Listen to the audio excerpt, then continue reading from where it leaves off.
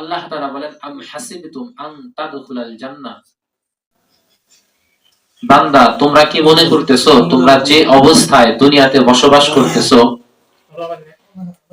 এইভাবেই তোমাদেরকে আমি জান্নাতে প্রবেশ করাবো?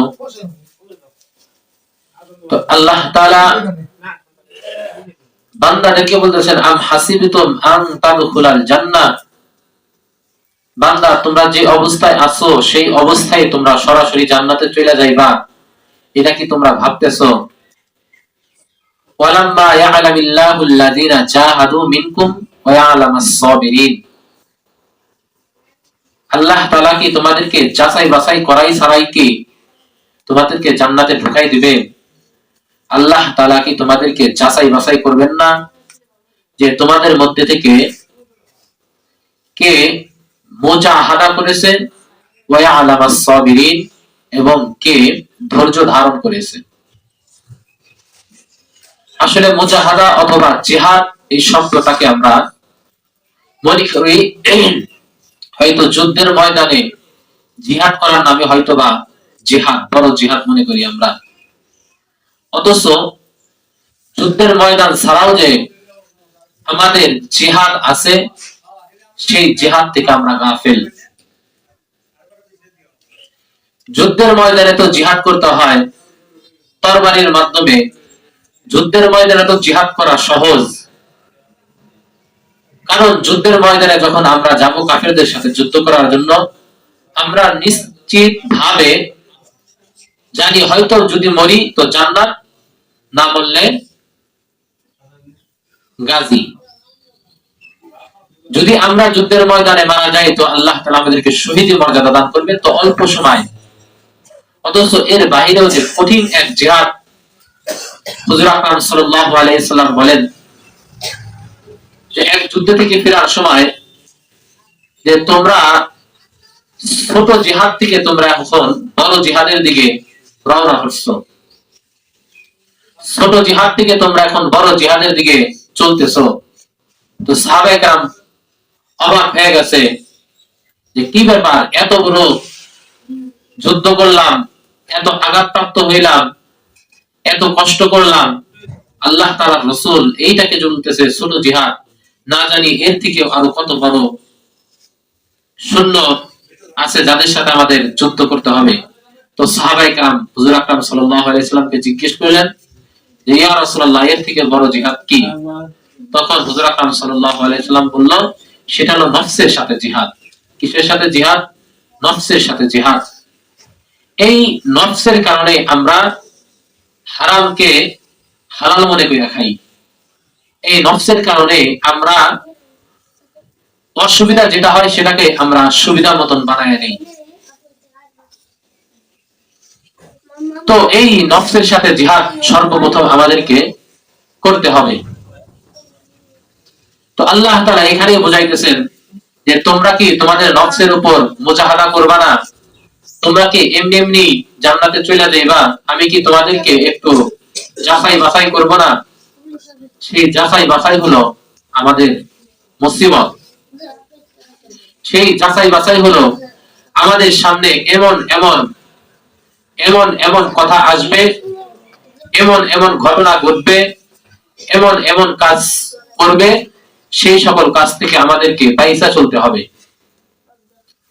বর্তমান সময়ে যদি বলি যে মুজাহাদা এবং জিহাদের কথা যদি বলি, বর্তমান সময়ে আমাদের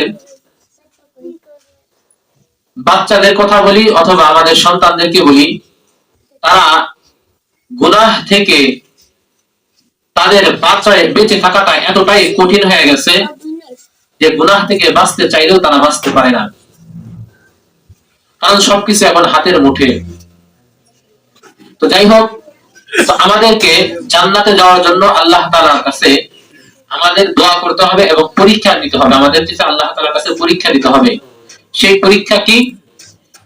যখনই কোনো আমাদেরকে সুযোগ সুবিধা দেওয়া হোক না কেন, সেই সুযোগ সুবিধা যদি ইসলাম অনুযায়ী হয় তো সেটাকে আমরা মানব, আর যদি এই সুযোগ সুবিধা যদি ইসলাম বিপরীত হয় তো আমরা এই সুবিধাকে আমরা গ্রহণ করব না। আমাদের সমাজের মানুষের মধ্যে একদল আছে যে তারা প্রথমে রাষ্ট্র কায়েম করতে চায়। তারা মানুষদেরকে বোঝায় আগে রাষ্ট্র কায়েম করি, আগে ক্ষমতা দখল করি, তারপরে ইনশাআল্লাহ আমরা ইসলামী রাষ্ট্র কায়েম করব।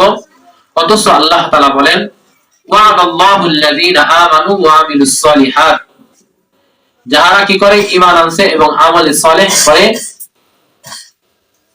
যারা সৎকর্ম করে, ফায়াস্তাখলিফান্নাহুম কামাল্লাযীনা ওয়া'দাল্লাহুল্লাযীনা আমানু ওয়া আমিলুস সালিহাতি, যে ফায়াস্তাখলিফান্নাহুম, যে আমি তাদেরকে রাজত্ব দান করব, কামাস্তাখলাফাল্লাযীনা মিন ক্বাবলিহিম, যেরকম ভাবে তাদের পূর্ববর্তীদেরকে আমি ক্ষমতা দান করছি।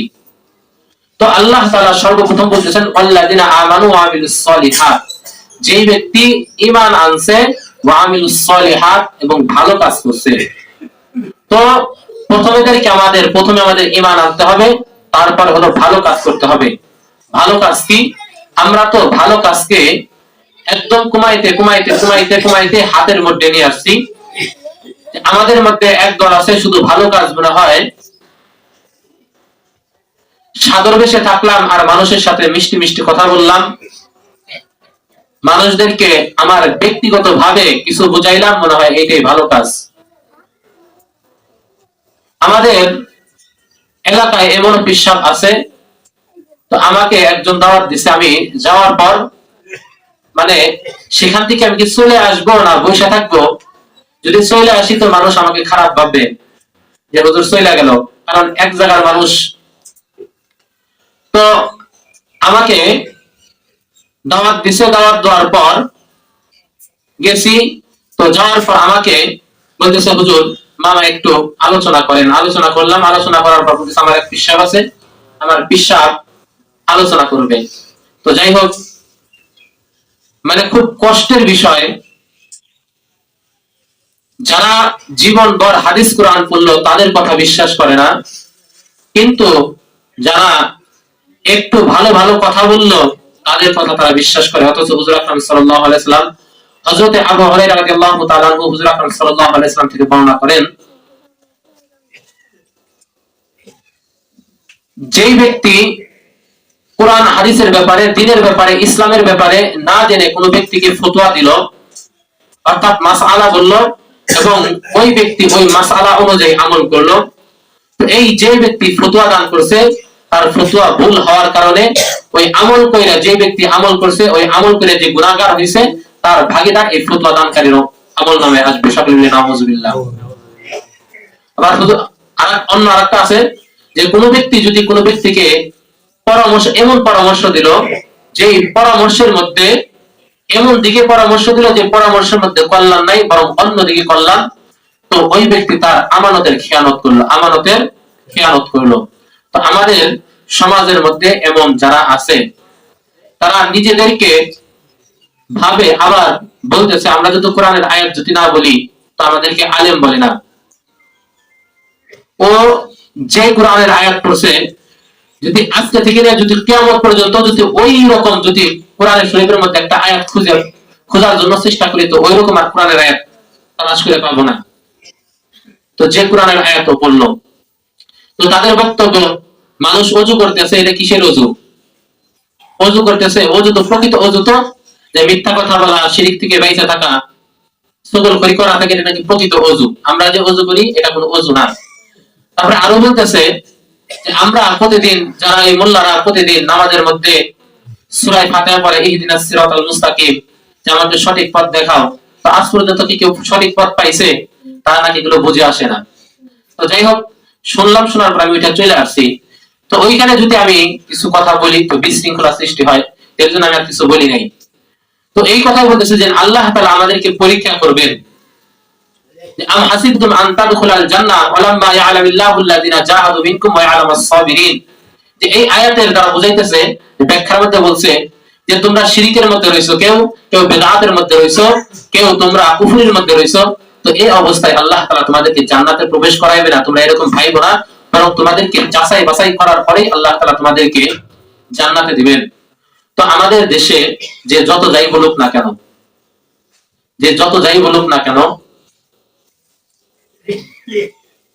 আমাদের এই এলাকায় দেখতেছি আস্তে আস্তে মানে শিরিক বেদাতটা একটু বেশি প্রচার প্রসার হইতেছে।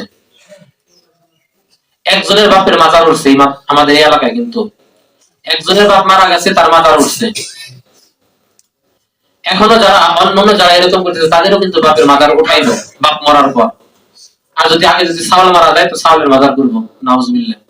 তো এই বিষয়গুলো কিন্তু আমরা কেউ খেয়াল করতেছি না। এটাও কিন্তু আমাদের দায়িত্ব, এটাও আমাদের দায়িত্ব। এই ব্যাপারে কেউ কথাবার্তা বলে না। এখন আমি যদি এই সমস্ত কথাবার্তা বলি আরো বিপক্ষে চলে যেতেছে। আচ্ছা বলেন, আমি যদি এই সমস্ত কথাবার্তা না বলি তো মানুষ কি বুঝবে? এই সমস্ত কথাবার্তা যদি মানুষদেরকে না বলা হয় তো তারা তো মনে করবে মনে হয় এগুলোই সঠিক। নামাজ নাই, রোজা নাই, হজ নাই, জাকাত নাই, তো প্রত্যেক বছর বছর গান বাদ্য বাজায়া দোয়া করাইলো, গান বাদ্য বাজায়া বাজানোর পূর্বে মিলাদ করাইলো, তো এটাকে আমরা সওয়াবের কাজ মনে করতেছি। বিশ্বাস করেন, আমার বয়স অল্প, আপনারা তো জানেন, হয়তো আমার জানাও কম, অভিজ্ঞতাও কম। মানে আমি যতটুকু বুঝতেছি, এই 2 দিন আগে জেনে এরা বাড়িতে যে গান বাদ্য হইলো, ওই বাড়িতে এত দোকানপাট দেখছি, আমি অবাক হয়ে গেছি। হয়তো আপনার কাছে অবাক নাও হতে পারেন, আমার কাছে খুব অবাক লাগছে যে আমাদের মোহাম্মদপুর যে আছে ঈদগাহ আছে, এবং এই কি যেন হাই স্কুল মাঠে যে ঈদগাহ আছে, ওই 2 ঈদগাহ মিলাও যে কয়টা দোকান হইব না, তার থেকে ডাবল দোকান দেখলাম ওইখানে। তো মানুষের অবস্থা এমন যে গান বাদ্যের মধ্যে লোকজন বেশি হয়, অথচ আমাদের ধর্মীয় অনুষ্ঠানে মানুষ যায় না, নাই। এটা অত্যন্ত আফসোসের বিষয়। আল্লাহ তাআলা আমাদের সবাইকে সঠিক বুঝ দান করুক, এবং আল্লাহ তাআলা আগে আমাদেরকে আমল করার তৌফিক দান করুক। আমলের মাধ্যমে আমাদের জিন্দেগি পরিবর্তন হবে, আমাদের জীবন পরিবর্তন হবে, আমাদের পরিবার পরিবর্তন হবে। আগে যদি আমি আমল করা শিখি তো আমার ছেলে অটোমেটিক দেখেই দেখবে আমার বাবা নামাজ পড়ে, আমিও নামাজ পড়ি। আমার বাড়ির স্ত্রী যদি নামাজ পড়ে তো বাচ্চা এমনি দেখবে আমার মায়ের নামাজ পড়তেছে, আমি নামাজ পড়ি। তো এর জন্য আগে আমরা নিজে আমলদার হই, নিজে আমলদার হই, এবং হক যেটা সেটা মানার জন্য আল্লাহ তাআলা আমাদের সবাইকে তৌফিক দান করুক।